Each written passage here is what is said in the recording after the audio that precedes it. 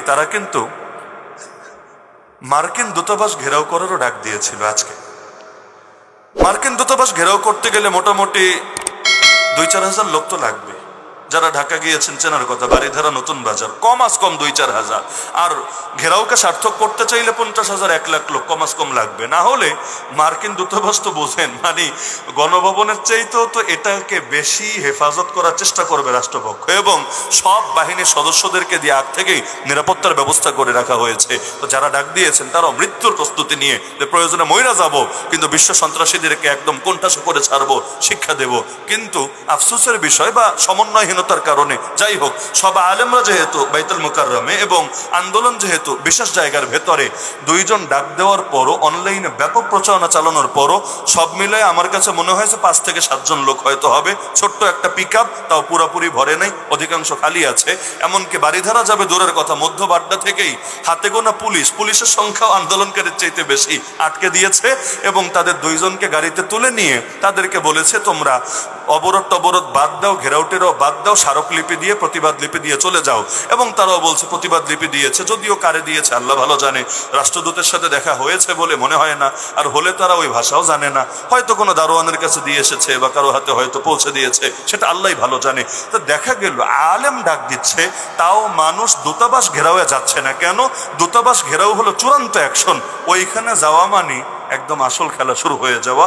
ওইখানে যাওয়া মানে এক ধরনের যুদ্ধের দামামা বাজায় দেওয়া। সেখানে এই দেশের তাওহীদের জনতা গিয়ে দোকান লুটপাট করবে মিছিলে, এটা কোশ্চিনকালেও বিশ্বাসযোগ্য না। তাহলে চিন্তার বিষয়, স্বাভাবিক একটা আন্দোলন করবেন ইমানের দাবিতে, সেইখানেও আইসা শয়তানরা ঢুইকা ওইটারে বিতর্কিত করে ছাড়বে। এখান থেকে কি বুঝে আসে না আমাদের সংগঠিত হওয়া কতটা দরকার, প্রশিক্ষিত হওয়া কতটা দরকার, ঐক্যবদ্ধ হওয়া এবং সমন্বিত পদক্ষেপ নেওয়া কতটা দরকার? না হলে আমাদের কোন আন্দোলন সংগ্রামী সফলতার মুখ দেখবে না। সুতরাং আমার আখেরি বার্তা, আমরা সবাই ইসলাম চাই, ইসলামকে ভালোবাসি, কিন্তু মনে রাখবেন যতদিন ঐক্যবদ্ধ না হব, সংগঠিত না হব, প্রশিক্ষিত না হব, দক্ষ জনশক্তি না হব, সমন্বিত পদক্ষেপ না নেব, কিছুতেই সফলতা আসবে না। 313 জন আলহামদুলিল্লাহ কুফরের মেরুদণ্ড ভেঙে দিয়েছিল, আর আজকে 14 কোটি 15 কোটি মুসলমান মিলেও কিচ্ছুই করতে পারে না। সুতরাং আল্লাহর জমিন, আল্লাহর দিনকে বিজয়ী করতে চাইলেও নবীর সুন্নাহ অনুসরণ করতে হবে। আর আমার শুরুর কথা শেষ কথা সম্পর্কই এখানে, যে আল্লাহর কুদরত আছে, আল্লাহ সব পারে, কিন্তু আল্লাহ দুনিয়াকে একটা সিস্টেমের অধীনে বানিয়েছে। সুতরাং নবী যেভাবে দুনিয়ার বুকে ইসলামকে বিজয়ী করেছেন, আমাদেরকেও সেই সিস্টেম ফলো করেই এগোতে হবে। মনে থাকবে তো ইনশাআল্লাহ? মনে থাকবে তো ইনশাআল্লাহ?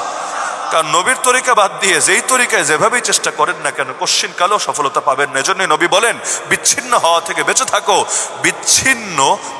বিচ্ছিন্ন মেষকে এসে নেকড়ে পর্যন্ত খেয়ে ফেলে, পাল থেকে কোনো ছাগল যদি বিচ্ছিন্ন হয়, নেকড়ে বাঘ এসে তারে খেয়ে ফেলে। সুতরাং ঐক্যবদ্ধ হতে হবে, সংগঠিত হতে হবে, দক্ষ জনশক্তি পরিণত হতে হবে। হুজুগে জাতি হয়ে আর যাই হোক, ইসলামকে বিজয়ী করা যাবে না। মনে থাকবে তো ইনশাআল্লাহ? তো অনেক লম্বা আলাপ হয়ে গেল। দিনটা যেহেতু বিশেষ দিন, এজন্য নামাজ রোজার বয়ান না হয়ে একটু বিশেষ বয়ানই হলো। কষ্ট পেলেন নাকি আপনারা?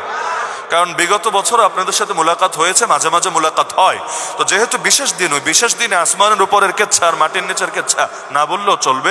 তো যেই বার্তাটা আমি দেওয়ার চেষ্টা করেছি, আমি আশা রাখবো এটা দিলের মধ্যে ধারণ করবেন। কারণ আলহামদুলিল্লাহ আল্লাহ আপনাদেরকে একটা সম্ভাবনা দিয়েছেন।